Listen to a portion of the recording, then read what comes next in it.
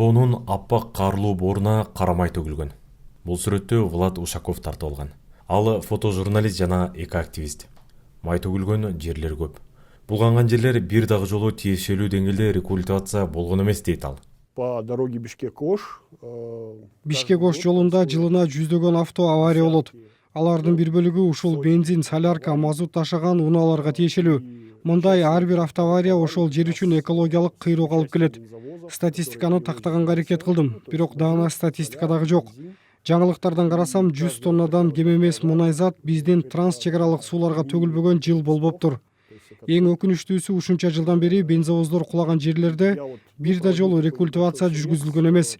Негизи мунай затка чыланган кыртыштын баарын кырып алуу керек. 22 январда оодарылып кеткен бензовоздун айдоочусу азыр ооруканада. Ал тасып бараткан жүк кимдики экени белгисиз.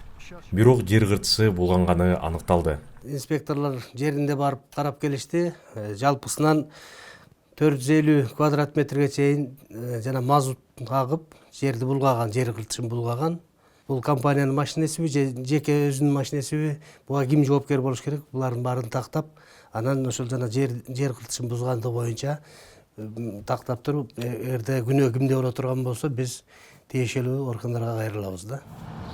Бишкек-Ош жолунун ар кайсы бөлүгүндө кырсыкка учураган унаада май төгүлүп, топурак, суу, аба булганган учурлар көп.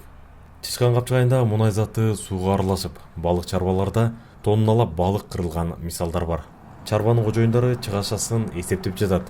Бирок дарыяда кырылган суу жандыктарын эч ким карабайт дейт экоактивист. Местные рыбаки, например, которые в реке Абла дарыясынан балык кармаган кишилер азыр балык деле калбай калды деп жатышат. Буга кошумча 4 айылдын эли суу ичкен Карабалта дарыясы бар. 2 ай мурун Сосновка тарапта дагы бензовоз оодарылып кетип, айыл тургундары бир апта дарыядан суу иче албай калды.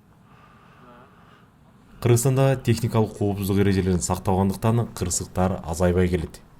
Ал эми жер кыртышын, сууну, абаны булгаганы үчүн төлөткөн айыппулдун өлчөмү же жаза чаралары өтө эле жумшак.